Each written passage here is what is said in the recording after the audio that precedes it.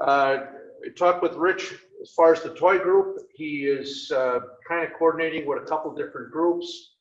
They're ordering some wheels to start to put some of the toys together. They've contacted the groups that they're giving them to. They're ready to accept them. They don't have any problem with the COVID. So we'll be moving forward with that. I talked with a visitor that was going to try to tune in tonight to us, Kyle Ferroli, and he's going to sign up to become a member, so we welcome him. As far as the finances, as of October 4th, we have $5,803.80 in the checking account. There have not been a lot of expenses going out. I mean, really, I don't think there's been anything. We have had some deposits because of the silent auction. Other than that, it's been really kind of quiet. Not much is going on. We're going to see, we're trying to get a group together to see if we can come down here and start putting some of the tools together that we've had donated. We're just kind of getting a stockpile of them. So we're going to try to clean the shop up a little bit. But now with what seems to be the second bout of COVID-19 coming through Green Bay, we're going to back off for a while. So there isn't going to be too much going on. Other than that, that's the only announcements that I have for tonight. The speaker that we have, we're going to do laser engraving, and the gentleman is Curtis Van Wielden. Did I get that right? That sounds a little German. It's Van Wielden. Van Wielden. Okay. Curtis is a Milwaukee area wood turner, and I've seen this presentation, and it's very informative. It's kind of sharp, and to be able to get into this for low dollar amount as far as the tools is also exceptional. I'm hoping that maybe the guild might be interested in it, and we can take our emblem and actually laser print it on items that we might put out for donations, things like that. So I think what I'm going to do, Curtis, I'm going to turn it over to you. Okay. Thank you. So let's see, I've been doing woodworking since junior high. Took shop class in high school, and they used to offer that kind of thing, and been doing it on and off ever since. So a couple of years ago, lasers started to become really cost effective and user friendly for a hobbyist. And so a number of us at the Wood Turners Club have purchased them, and I'm going to give you a little rundown of what they can do and hopefully give you some ideas of how to play with them. So why would you want to buy a laser? Well, for me, I hated making a nice bowl with a good finish and then scrawling on there with my Sharpie or any other kind of pen. So I think the laser marking is more professional looking. You can put the type of wood, and you can design your own custom logo, and you can get a lot of information on there because you can put really small and legible type. There's a lot of ways to be creative with it. You can personalize an item, put somebody's name on a pen, or I'll show you how I put a little message on a drawer bottom for one of my daughter's pieces. You can mark even really tiny stuff, and later on I'll show you some of that. On dark wood, a pen doesn't really show up. I know there are some light colored pens, but I'll show you how you can do some nice stuff on dark wood using fillers.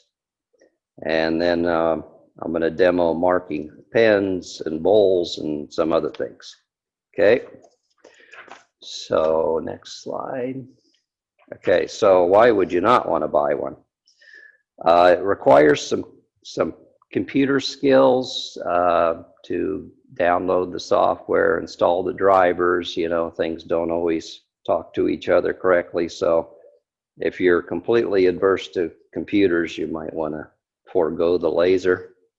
It creates fumes. Plastic fumes can be toxic.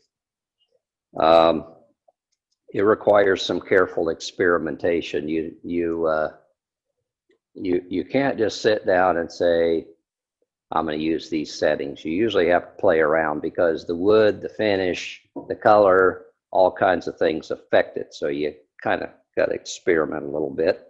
It's not too bad, but you definitely wouldn't want one to shine in your eye because it would blind you. The one I have, if you jostle it or if it tips, it's supposed to turn off. I haven't tested it. So these lasers are made by Chinese and you have to download their software, so you could be exposing your computer to some outside threats. I use kind of an old junker computer that I don't do much else on. And what faster way can you ruin a project than with a computer? Yes, I have misspelled things in laser. Takes a lot of sanding to get it back off too. So how do lasers work? So you have some medium, I believe that these are CO2 diode lasers, but you use electricity to excite that medium, and then there's a couple mirrors, and the light just bounces back and forth almost like blowing on a horn, and it comes out as a very narrow, focused, constant wavelength beam. So laser is different than other light. Most light we see is a whole mixture of different colors. Okay, even red is probably over a pretty wide spectrum, but a laser is a very specific wavelength. And the two important ratings for a laser are the power in milliwatts or watts and the wavelength in nanometers. So just for reference, the laser I'm going to be using tonight is on the violet end of the visual spectrum. There are lasers out there with longer wavelengths that would be out of the visual spectrum. Yeah, if you're going to buy a laser, you want to buy one that's meant for wood. I've tried one at work. It works great on metal and it won't work on wood at all. So just be careful. So what's happening when you shine a laser on wood? You raise the temperature to about 500 degrees F to create charring.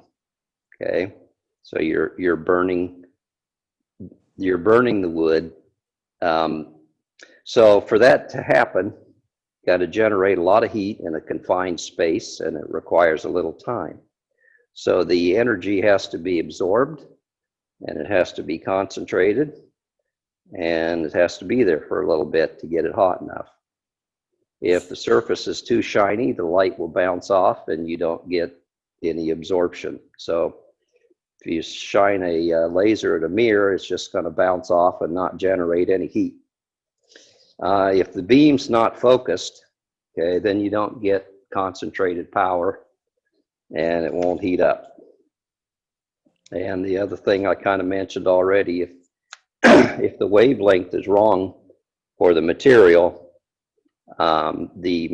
could look transparent to the laser. So then you get no absorption. On plastic, you're not getting charring, but it kind of boils and vaporizes a little bit of the surface and leaves a rough impression. And then you can either leave that alone, and then it would look kind of milky white, or you can fill it with a filler, which I'm going to show you later. So materials to be marked.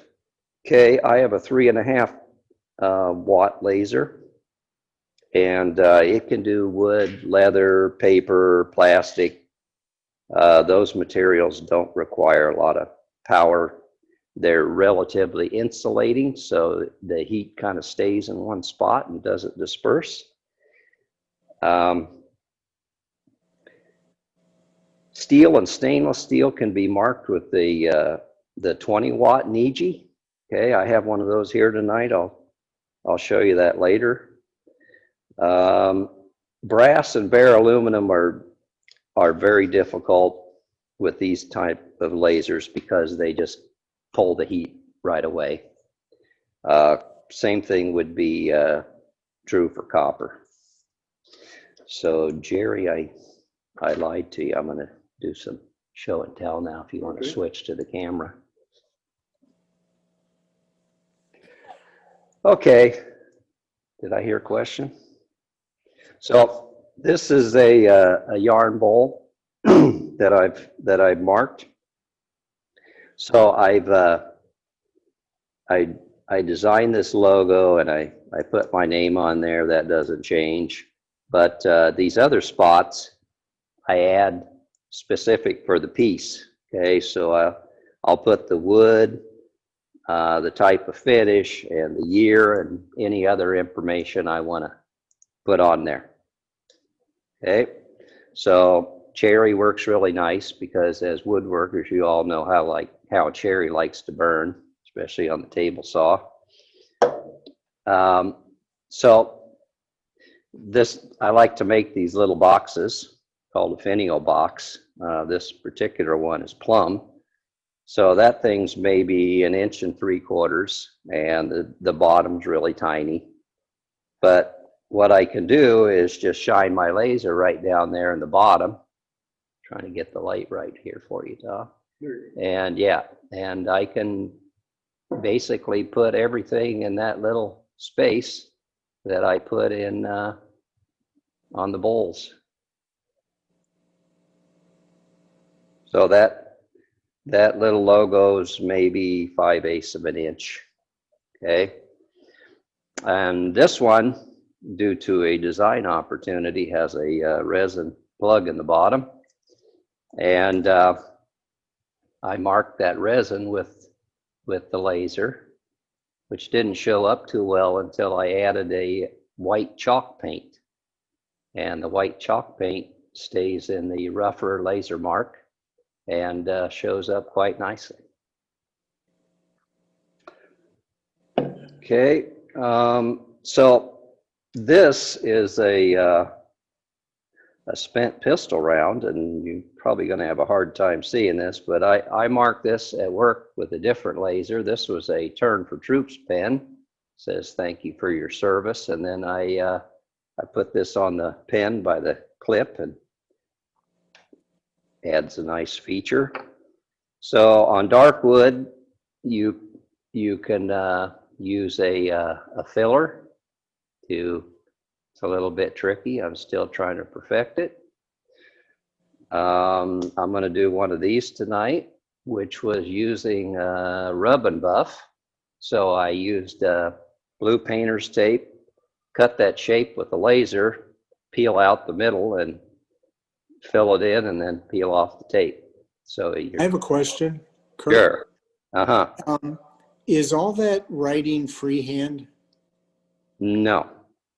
Okay. So this was designed on the computer, and you can select the font and the size, and so pretty much none of it's freehand. Okay, good. That's yeah. Because my writing's atrocious. That's why I asked. Yeah. So what I'm going to attempt, first time ever, is today I signed my name, took a picture of it, and I'm going to see if I can laser mark it, but we'll see about that. Thank you. Sure. So you can practice until you get your best signature. All right, we're going back to PowerPoint. Okay. So on the market, there's kind of two basic types of hobbyist laser marking. There's the enclosed cabinet style. And if you're just doing relatively small stuff, they're probably a little bit cheaper, maybe a little bit safer because they've got the shielding around them. I didn't get that tight because I wanted to mark bowls and larger stuff that wouldn't fit in there. So the other style I call the gantry arm, you could set it on top of a table and mark the tabletop as long as you clamp it down. So any size flat surface, and I can mark bowls probably up to 12 inches or so with the way I've got it set up. I could go bigger if I redid the setup, but anyway, so I think the gantry arm style is a little more versatile, at least for what I do. These Niji lasers are available in 3.5 watt, 7 watt, and 20 watt versions. They're 405 nanometer wavelength, which works well with wood and organic materials. There's a new series out, which I can show you later, that marks a little bit bigger area and has some upgraded firmware for G code, which we'll talk about later. The original Master Series would do about 150 millimeters square, and the new ones they've expanded out to almost 7 inches.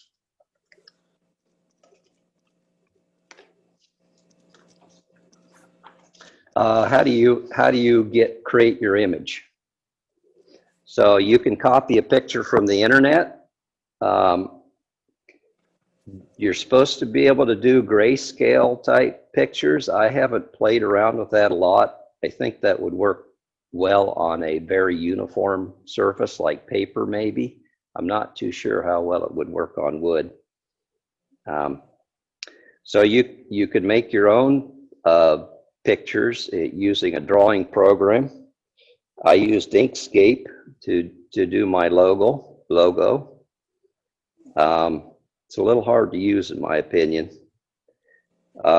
There's a lot of supplied images and NC files, and any picture, regardless of where it comes from, you can manipulate, rotate, scale, add text to it at different angles, at least 90-degree angles. So that's my logo just has my name and the logo and the circle, and I add the text when I'm ready to do that piece.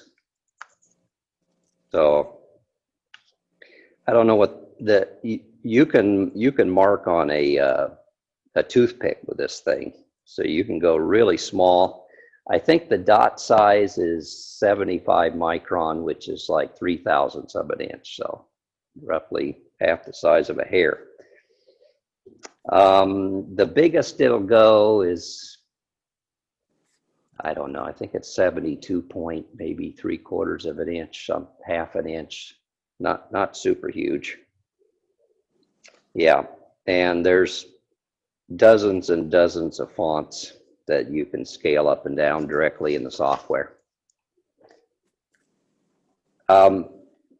These lasers can operate in 2 modes.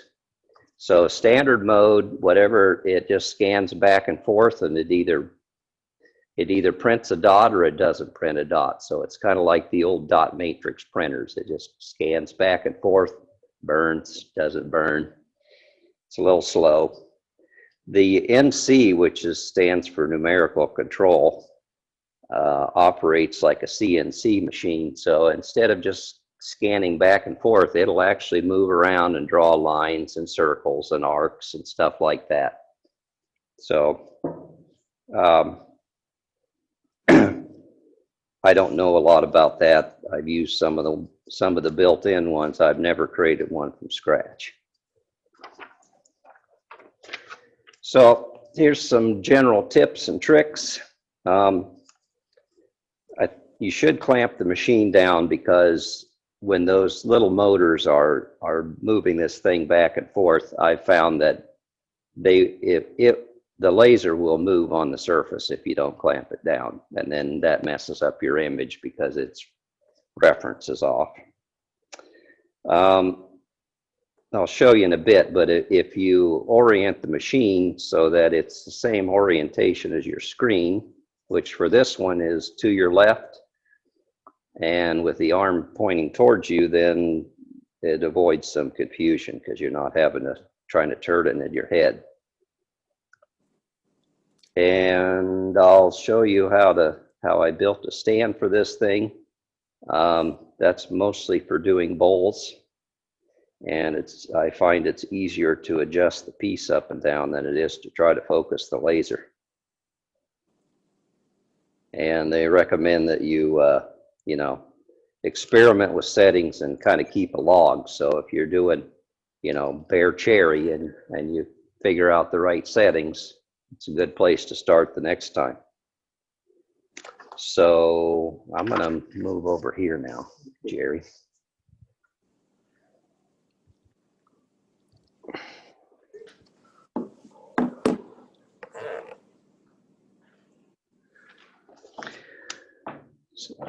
So I'm going to kind of introduce you to the machine a little bit. You got a small power supply that you have to plug in that plugs in there. And then there's a USB cable on the back that you hook up to your computer. And I'll power it off here real quick and move it off.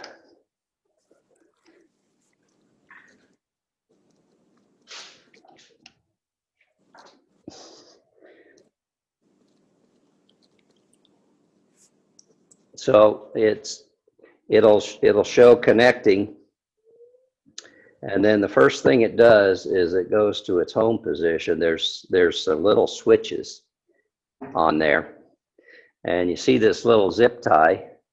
This cord was getting between the roller and not letting it go home when I first got it, and then it won't work if it can't close those switches. So right now I've got my pen marking jig on there. So the general process is to connect the machine to your computer and power it, load and size an image, rotate the image as needed, focus the laser. And when you focus it using this little ring, it kind of the beam moves around. So it's best to focus it before you center it. Otherwise, you got to redo it. And then you can check the outline of the object. I'll show you how to do that. Set the power and the burn time. Think twice. Once you hit go, there's no undoing it. I mean, you can stop it, but it's already burned something. Okay, so I'm just going to kind of go through this photo gallery and show you, they've got all these images, okay? And if you find something you like, you can right-click on it and say Add to Favorites, and then it'll move it into the My Collection. This My Collection, if you know where to find it, is just a file on your C drive, and you can go ahead and drag. So it creates a Niji folder, and then you can drag stuff in there. Okay, so you don't have to go through this. Okay, so these are things I've put in there. There's my signature that, I'll try to put that on the pen. We'll see what happens. So this is one that I use for pens. There's my logo. Let me show you this feature real quick. So if you double click on that, it'll kind of size to it. Okay. And I think yeah. So let's say you only want a part of that. So this is kind of how I made that other one. You just kind of like cropping in a lot of programs. You can just crop out a portion of the picture that you like and use that. So now it's on there. It's really tiny.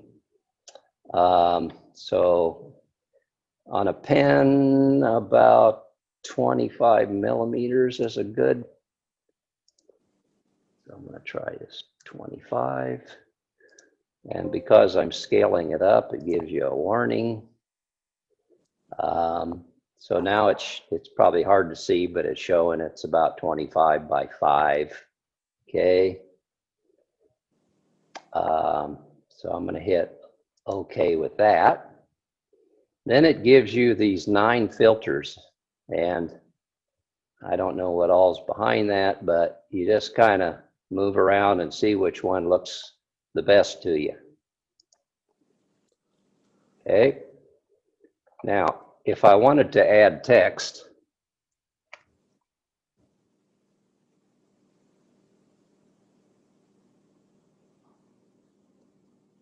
and here's where you could misspell things. Okay, I can go change the font. So that's the last one I used, but there are, lots and lots of them, and you can change the size. I'm going to go a little pretty small on this. Say OK, and then when you do this insert, okay, you can drag it onto the screen. Now I'm not going to do this one, and then if you didn't want the text at that angle, you can rotate this thing, and however you can flip it, reverse it, so you can move around and add your text. Okay. So I'm going to go ahead and hit OK here. Okay, so there's 2 preview modes here. So if you click on this bullseye, that kind of takes you to the middle of the image. Okay, and then you can do this pull down to select how big a steps you want to make. So this is where having it oriented relative to your computer is nice, because you don't have to worry about which way you're going. It's same orientation. So that was for rough tuning. Now I'm going to get a little finer, so I'm going for the center there. Then when you're done with that, you can hit quit. And this is the outline mode. Okay, it doesn't mark. So it just moves it in a box around what you're trying to draw. So if you're marking on something square, you can look at where that box is relative to what you're doing. Okay. So now I've got to select the power, and I know that about 50% power and 16 milliseconds or so is pretty good for a pen like this. So I'm going to hit go and we'll see what happens.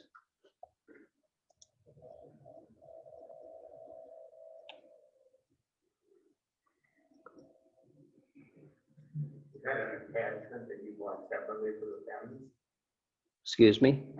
Is that an attachment for the laser that you want for the pens? Yeah, I'm going to talk about that. I made this one. You can buy them too. Yeah. So I just wanted to get something laser marking. So I'll try to zoom in. I can't zoom in. It shows in red on the screen what it's got done.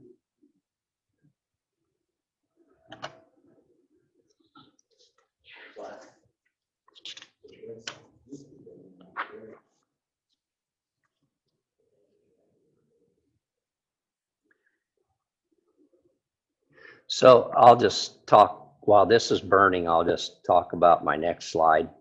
So for pen marking, a narrow image like this, you could do without a jig. You just set it under there, because if you're not going too far around the diameter, it'll stay in focus. And will it burn at different depths? It would, yeah. So the reason for the pen marking jig is if you want to mark all the way around, okay? So let's see. So if you're just marking like a name or a date or something like that, you can probably get by without a jig. Usually they recommend you put like a little bit of sealer on there first, because sometimes there's a little extra char and you want to wipe that away. And if you don't have any finish on the wood, then it just smears into the pores and makes a mess. So one thin coat of sealer.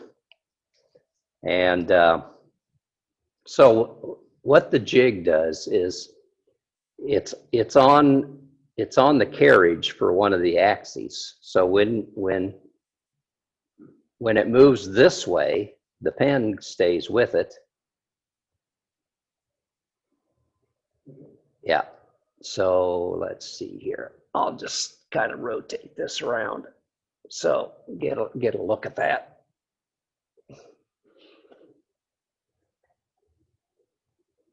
There you go. So there it is. All right. So now I'm gonna see if I can put my name on there. So there's a little bit of gray in the background. I don't know if that's going to be a problem or not.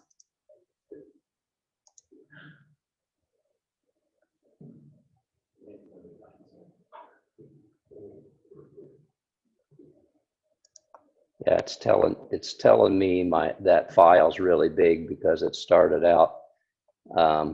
So it thinks that thing is 2,000 pixels, or it's making it 6 inches long. So I'm going to adjust the width down to 25.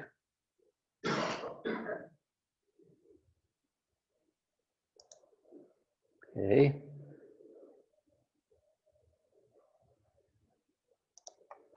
So now it's only going to be 3 millimeters tall. Now this is where the filters come in. See, that'd be really, none of these are great. Like I said, I've never done this one before. We're going to pick that one. Okay. Again, I could add text here if I wanted to, but should be good to go. Okay. So I'm going to hit that thing. Now I'm marking it. I'm just going to rotate this thing so it's kind of lined up with that other one.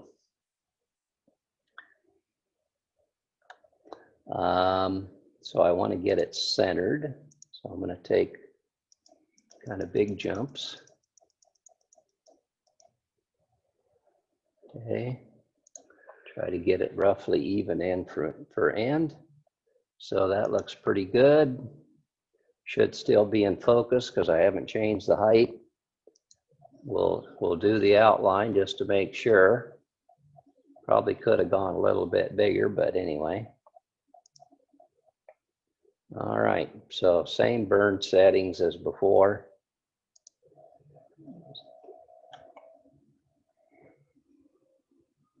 All right, so while that's burning. So yeah, what the pen jig does is it converts that linear movement this way to rotary movement, and it just does that through the rubber band. And then if you have a bushing about the same size as your pen at the back here, it'll roll it as if it was flat.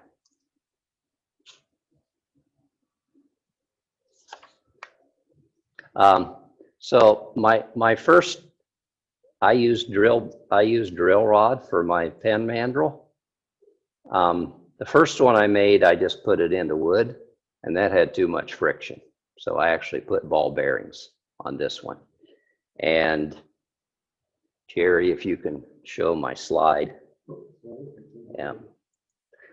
So if your jig has too much friction, yeah, that one, it'll cut off your image, because when it switches, it has to move a while to overcome the friction, and then it truncates the end. So there's a trick.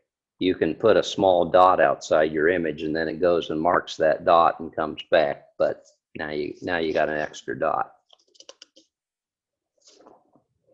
Okay. So I made mine out of a piece of maple, some drill rod, ball bearings, and some locking collars. Oh, did you? All right, we'll come back and see how my signature. So I used a little spring here, and that keeps all of this tight. It doesn't cause friction because it's all moving together. And this is just it actually came off of an old dust mask. So there's my signature on that pen. Okay. If you're a pen maker, because I made this the same size as a pen mandrel, you can actually use your bushings that you use to make the pens. And yeah, the hardest part about making the jig is ensuring that this laser is right on center with the rod. So you got to fiddle with it to get it lined up. Okay. I think we'll just go. I don't think we need the slide. Okay, so now I'm going to show you some of the techniques I use for marking bowls. Just take that guy off.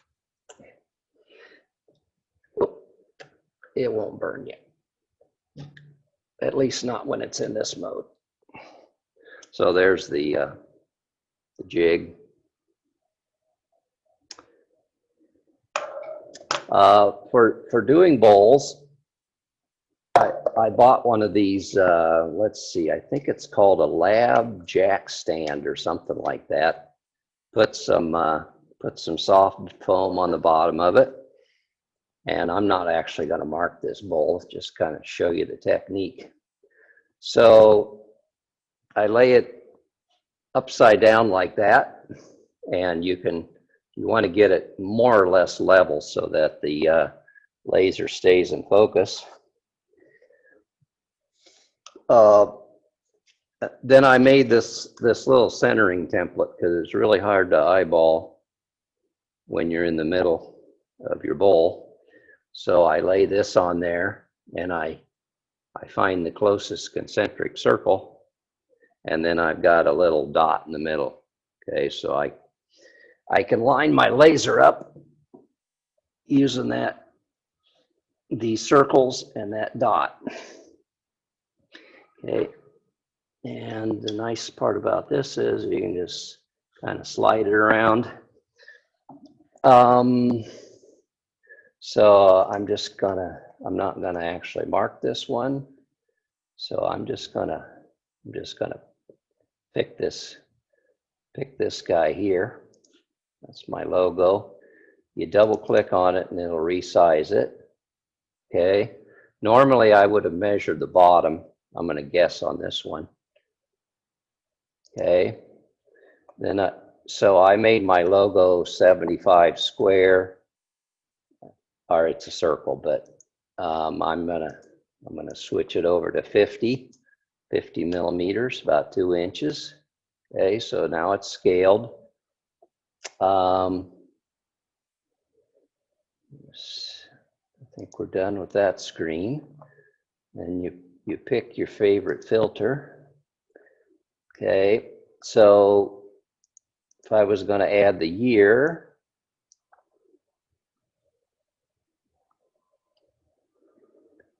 you can change the font here.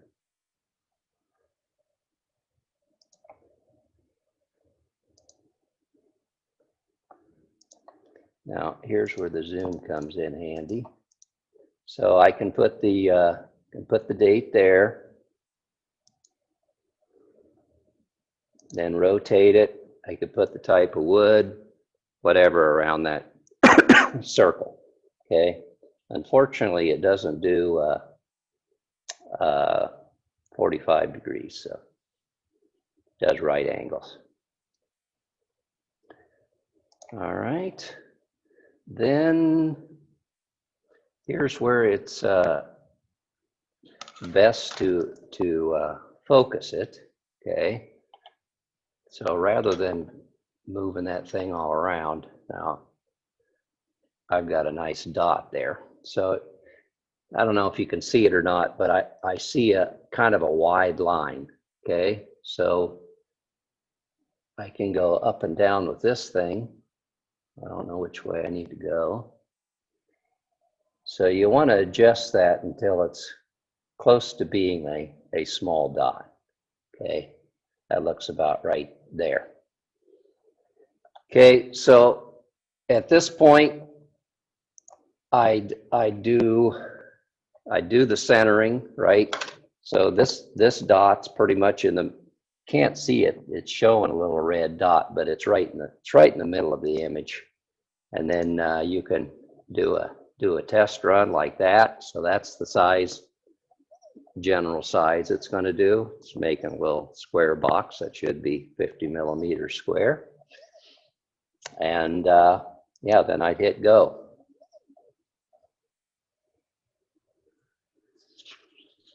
I have a question.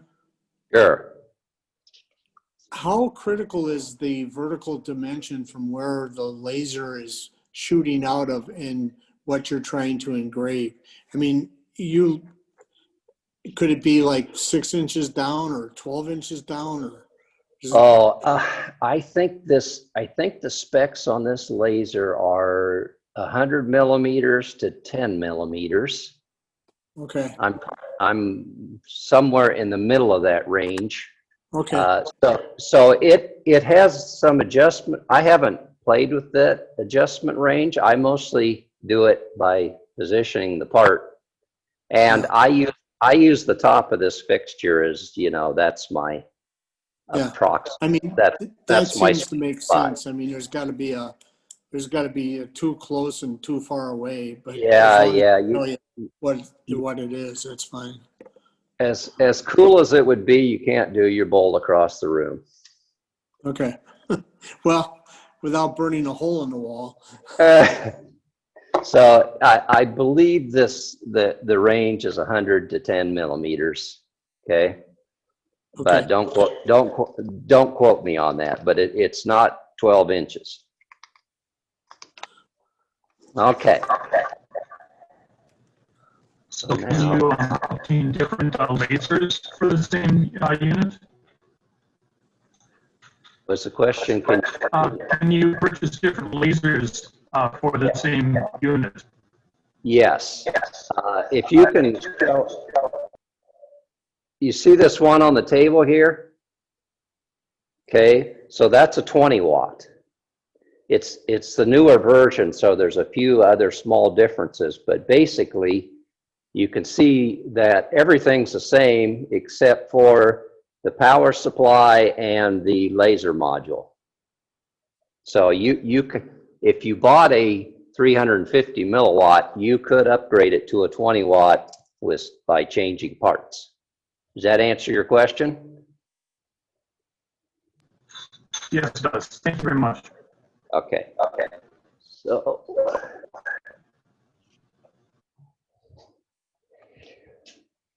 So remember I said that you've got to have absorption. So what I've got here is just a cheapy test tube thing. It just so happens that these are just the right size to hold one of these slimline pins, so it makes an inexpensive gift box. And I'm cheap. So to mark something like this, you need to give it something to shine on. So that's where these chalk chalk markers come in. So this is a Brilliant B liquid chalk marker. So I'm gonna, let me find one I've used before. I thought that was one. They take a little time to get going, and I don't want to. There's one. Okay. This is my favorite color name. It's called roasted eggplant. Marketing, I guess. So you don't need to be neat here. You just put some of this chalk paint down, and that gives the laser something to work with. Dry erase markers are supposed to work, but I find that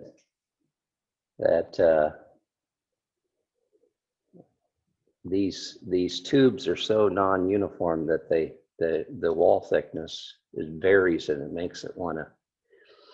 Okay, so you can see that I'm not drawing a nice dot. I'm drawing a wide line. So I'm going to adjust that up till I get more like a dot. All right, we'll call that close enough.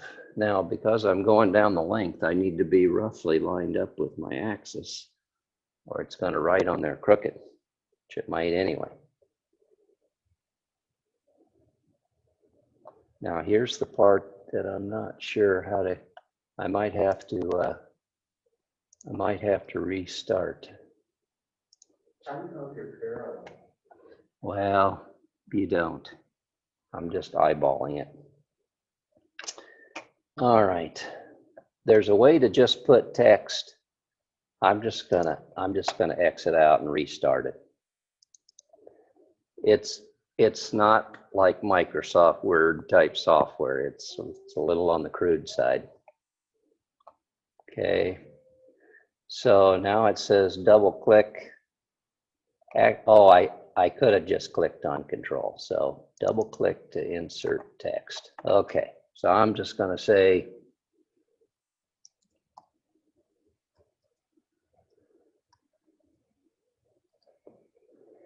okay, and then insert. I'm going to stick it in there. If I don't like what I did, okay, I can just hit clear and start over again. And oh,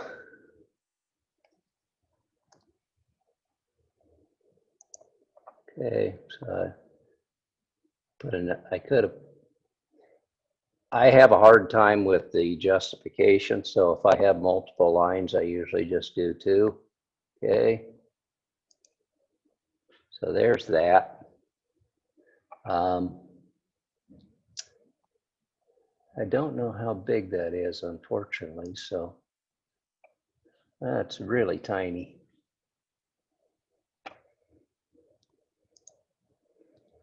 And here again, it'd be nice if there was a go back, but we'll just keep going here. So draw, oh yeah, try drawing your box.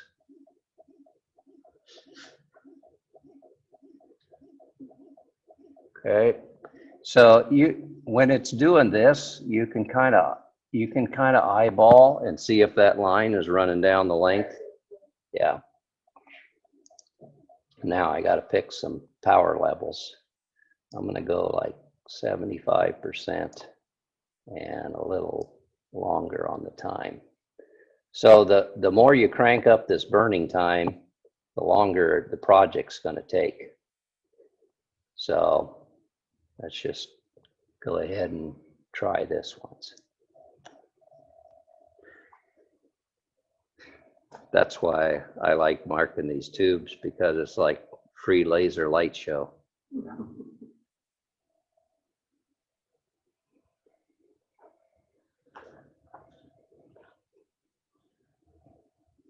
And that machine will break those. Won't break it. It's plastic. Oh. Yeah, it's not glass.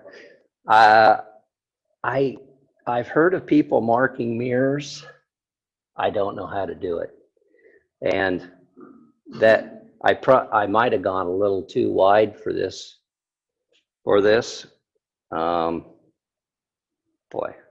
I didn't get much chalk paint on there either. I don't know if it did anything or not. No, it doesn't look like it. I have done it. Here's, in the interest of time, here's where the experimentation comes in. Here's one that I did, and then I actually went back and redid the chalk pen over top. So that kind of gives you an idea. But I think you need to get that chalk pen on there thicker so that it has more to work with. Too much going through. All right, so let's, in the interest of time, let's Would try it. something like Let's just masking tape work? painting tape. Yeah. Let's try it. Because I have it.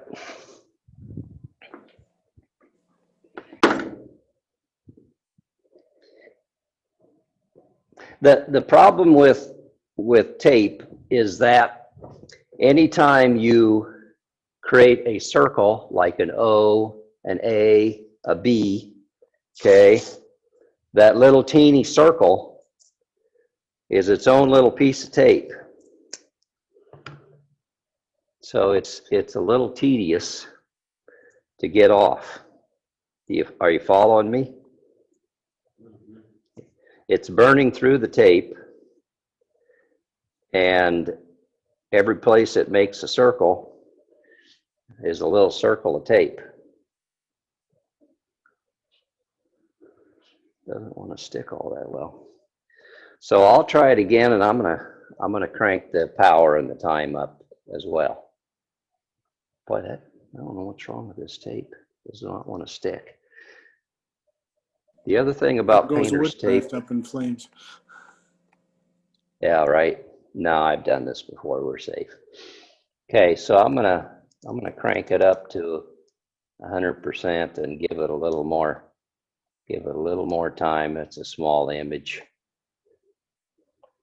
So I'm gonna recheck my center.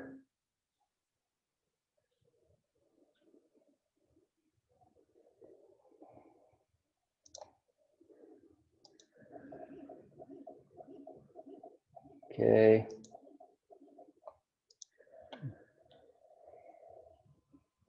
Now we have a blue laser light show.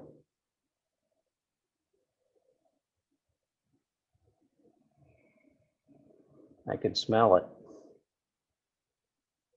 Woof. Stinky. I'm not sure. So there's a little fan up here, and part of that is to cool the laser, but I think part of it is to blow the smoke away so that it doesn't interfere with the laser.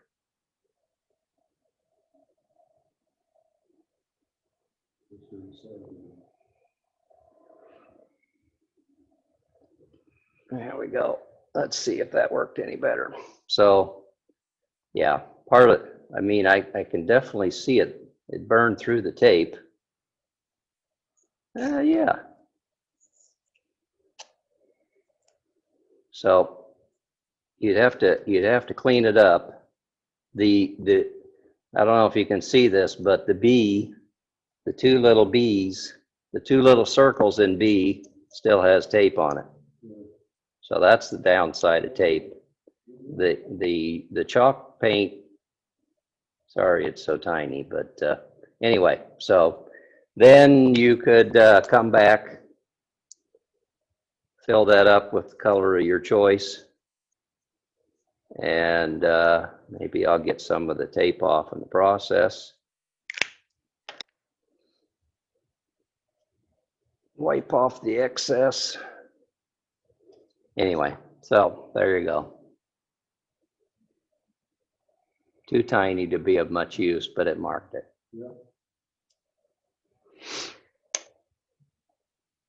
So that's some ways that you can deal with reflective surfaces, is put something down.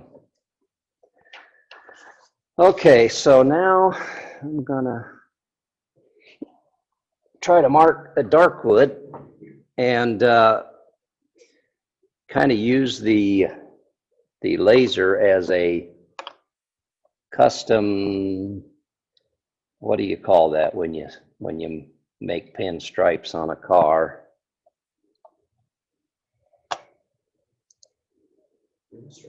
Like a template. Now, what's the word for it? Like if you were going to spray paint something and you held something up to keep the paint, a mask. Hey, we're using mask tape for a mask. Okay, so keeping it simple, I'm going to go with this little leaf. Okay. Double click on it to kind of resize it. And I want that thing to be maybe 30 millimeters. Okay, and that's about what it is. So we're going to leave that alone.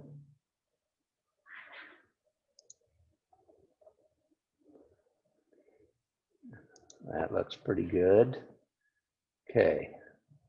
Now I could flip this thing around, but no need for this. Okay, so now I'm gonna get it positioned and focused as best I can.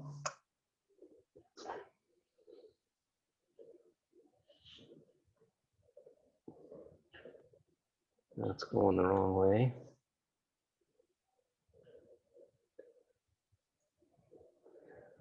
So when it's out of focus, it kind of draws a line. It's a little hard to see this thing. Okay, that looks pretty good. All right, so I'm pretty much centered the way I want to be. And I'm just going to use the settings I did last time. As long as I cut through the tape, shouldn't matter. Don't think it'll take too long.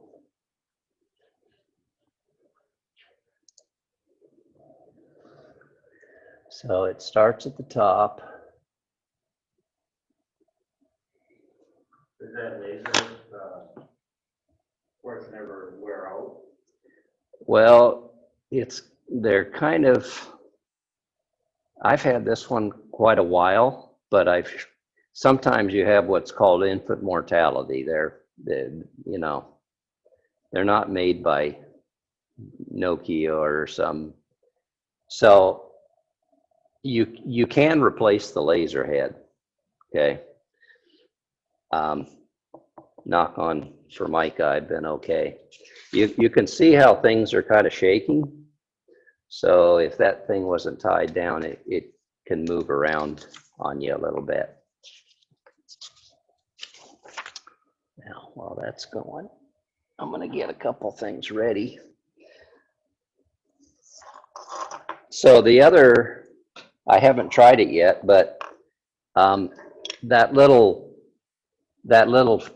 leaf shape I'm going to pull off there, I could take that piece of masking tape, put it on a board and color over it and then pull the mask off. So I could do a reverse image also. I'm going to color in the leaf this time, but you could do the opposite also. All right, while that's going, Jerry, why don't we flip back to the slides and I'll take care of some of these gallery items. Keep going. Keep going. One more. Yeah, keep going. Okay, so that upper left one is our MATW gavel. We're a rowdy crowd. We got to be calmed down sometimes. So that's our call to order gavel. And you see that Dave Drickhammer has put our logo onto that wood mallet head. And yeah, these are some of the other things that Dave Drickhammer gave me pictures for. He's the one that kind of got me started on these laser things.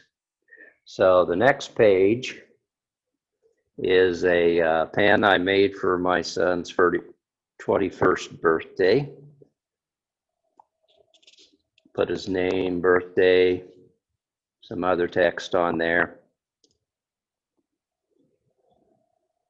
Really nice, crisp, you know,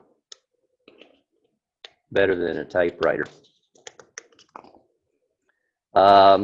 So the next page are some nightstands I made for my daughter, and then the bottom of the drawer has a, you know, maybe a 5x5 printing, and I, you know, put her name, my name, and the date.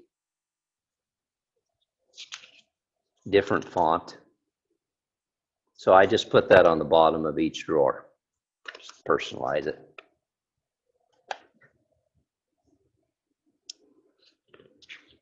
Okay, so Jerry, I think we're done with slides. Okay. This thing shouldn't be too much longer, so I'll just talk about what I'm gonna do.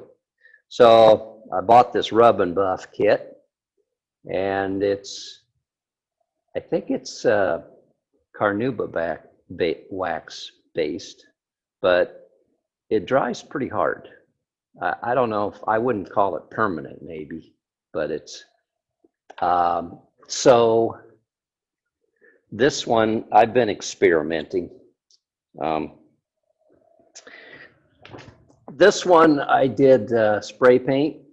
The edges are a little bit rough, so maybe if I'd let it dry longer, it would have been better. This one is some lacquer stick that somebody recommended, but it never seems to dry. Still wet a day and a half later, so I wouldn't recommend that.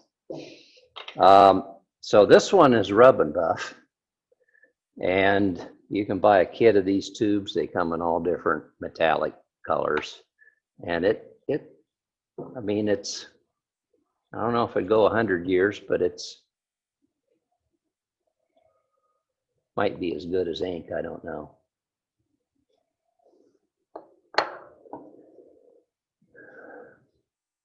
Oh, I can talk about this while we're waiting. So, if you use a CAD program, I don't know how to do it, but you could convert your DXF file into an NC file that would then make that. So as far as woodworking goes, if you did scroll work, you might be able to burn your scroll pattern onto your part and then cut it out, or sand up to the line. So what I do with these little masks is I take a X-Acto knife, and the problem is you can scratch your wood this way, but haven't found anything better. So there's that teeny little stem.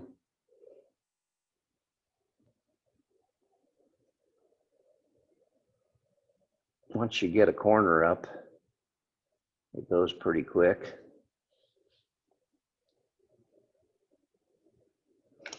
Okay, so I'm just gonna, it's cut through the masking tape. So I'm just gonna carefully peel this off there. Okay. So if I just took it all off, I'd have that shape burned in outline.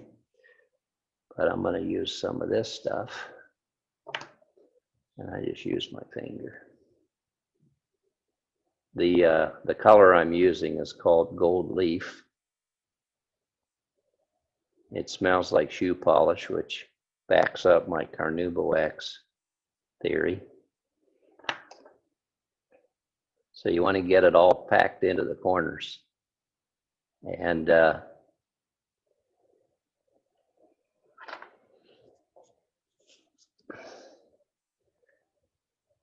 normally you should let this dry for a while.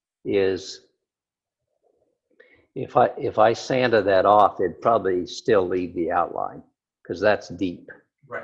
Yeah. Oh, let me see.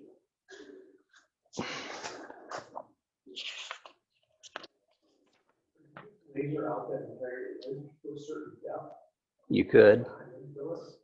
Yeah. So I was talking about, I could take this little, if I rip it off carefully, I could use that, and I could do the background and peel that off, and I'd have the bare wood with the background. So you can do the reverse as well.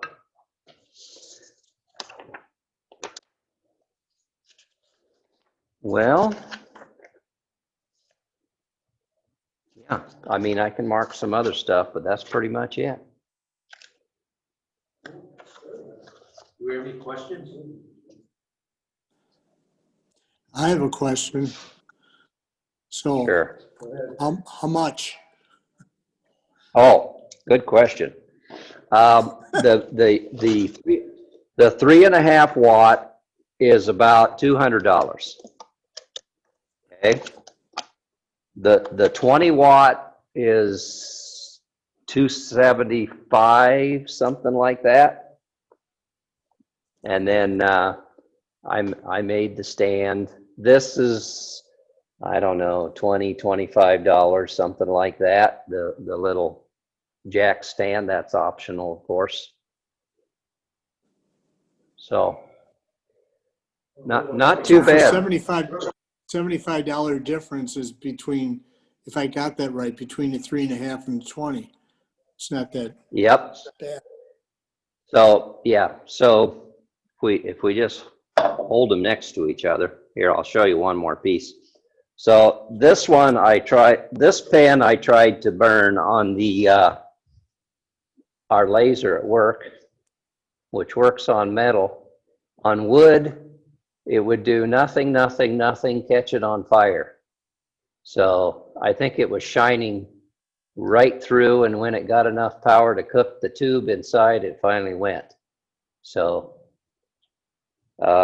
wavelength matters. So this is Dave's Master 2 20 watt. So you can see that the laser module is significantly bigger. You need a different power supply, and possibly they changed this motherboard, I'm not sure, but not a lot of difference. When the last time I did this demo, Dave thought the 7 watt was probably the best bang for the buck. I don't know what that one goes for.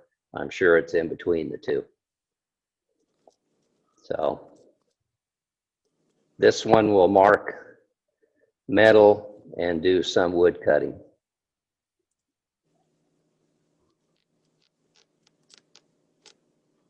Anything else? So the one you had, just to clear, the one you've been working on tonight is the 3.5 watt? Yep. Okay. Perfectly fine for wood, leather, plastic. So what you get with the more power is ability to mark more materials, probably some speed, and get you into certain types of metal marking. Can you mark larger areas? So the Master 2 is 170 millimeters squared. So they added about, well, let's see, 20 millimeters square. So that one's almost 7 square. This one's a little under 6 square. Yeah, so they didn't add not a lot. But, so this is an old model. If you're getting a new one, probably get the Master 2.